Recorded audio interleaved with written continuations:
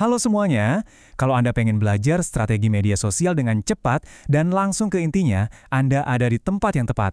Hari ini, di sesi briefing strategis kita bakal bedah habis-habisan cara naklukin algoritma pakai kecerdasan buatan atau AI.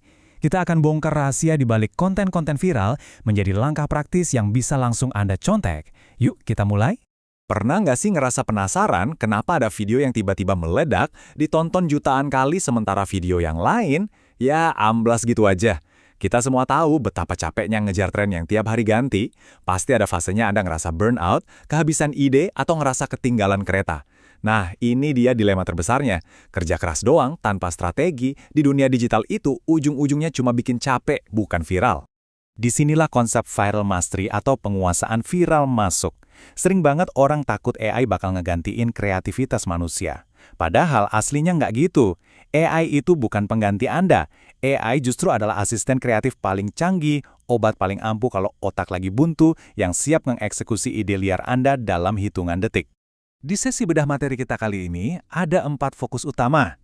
Pertama, anatomi konten viral. Kedua, formula ajaib AI yaitu TCP. Ketiga, gimana cara naklukin algoritma. Dan terakhir, urusan profit dan etika kreator. Ini panduan lengkap Anda buat sukses di digital. Oke, kita masuk ke bagian pertama. Anatomi konten viral. Kita lihat apa sih yang sebenarnya bikin audiens bereaksi?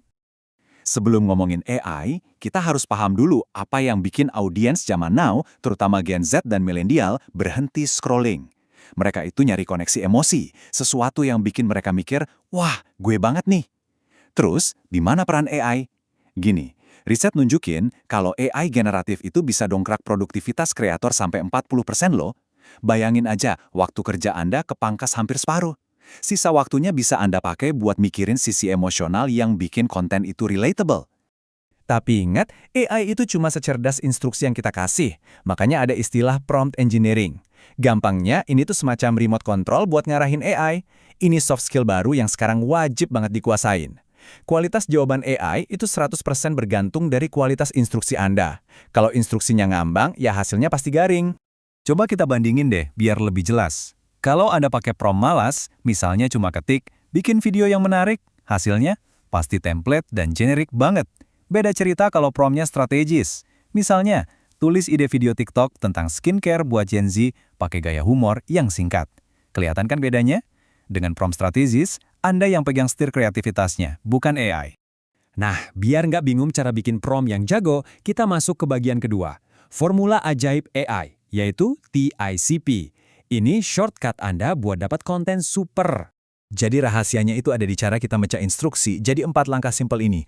T, I, C, dan P. Pertama, task atau tugas. Apa nih yang mau dibikin? Misalnya naskah video. Kedua, instruction atau instruksi. Gimana cara bikinnya? Contohnya pakai gaya storytelling yang ada kejutan di akhir. Ketiga, konteks atau konteks.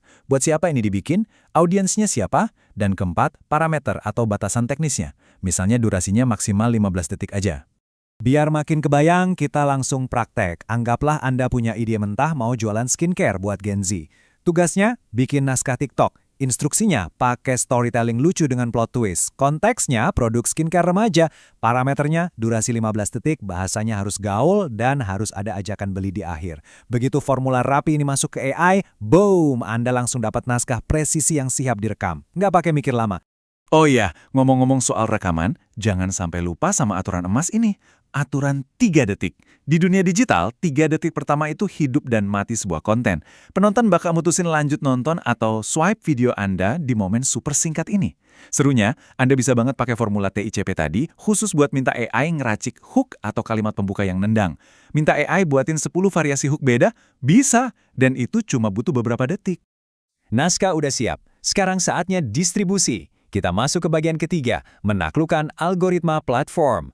Kita akali si penjaga gerbang. Banyak banget kreator yang mikir algoritma itu kayak kekuatan gaib yang suka iseng nyembunyiin konten kita. Padahal, algoritma itu murni cuma sistem matematika aja loh. Tugas mereka bukan buat ngubur video Anda, tapi nyambungin konten ke orang yang memang paling tertarik. Kalau Anda bisa bikin penonton betah dan interaksi, si penjaga gerbang ini bakal dengan senang hati ngasih panggung yang lebih gede. Ini hal yang sangat bisa kita rekayasa. Tapi ingat, beda platform, beda juga aturan mainnya. Di TikTok, algoritma tuh nggak peduli follower Anda berapa. Mereka carinya interaksi cepat dan retensi penonton. Kalau di Instagram Reels, ekosistemnya suka estetika, engagement, dan seberapa sering video Anda di-save orang.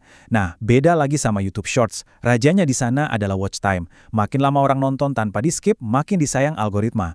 Anda harus banget masukin aturan platform ini ke dalam parameter pas ngasih prompt ke AI. Penasaran gimana para suhu mecahin kode algoritma ini? Lihat Duolingo di TikTok. Maskot burung hijau mereka konsisten pakai humor absurd dan selalu nunggangin tren musik terbaru.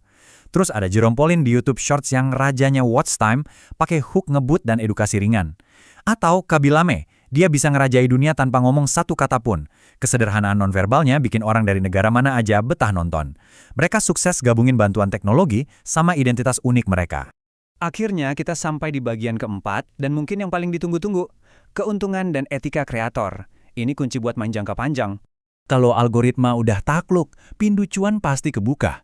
Viralitas itu jembatan menuju monetisasi. Ada banyak banget jalurnya, dari duit iklan platform, kolaborasi bareng brand, ikutan affiliate marketing, sampai jualan produk digital bikinan sendiri. Dan fun fact-nya, Anda bisa loh nyuruh AI buat nulisin naskah jualan halus atau soft sell buat produk afiliasi Anda. Jadi audiens tetap enjoy dan nggak ngerasa lagi dipaksa beli sesuatu. Tapi, tunggu dulu. Ada satu hal krusial di sini.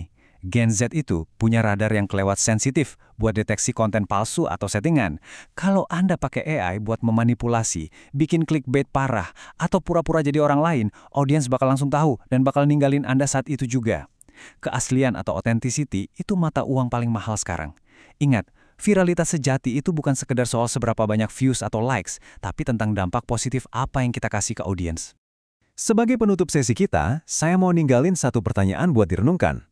AI memang jago banget nyusun ide, ngerangkai prompt yang rumit, sampai nulis naskah yang disembah algoritma. Tapi, siapa yang ngasih jiwa ke dalam konten itu? Jawabannya, ya Anda. Andalah mesin kreatif yang sebenarnya. AI itu cuma alat bantu. Empati Anda, pengalaman pribadi Anda, dan keunikan gaya Anda lah yang merubah konten biasa jadi sesuatu yang berdampak dan viral. Teruslah bereksperimen, dan sampai jumpa di sesi berikutnya.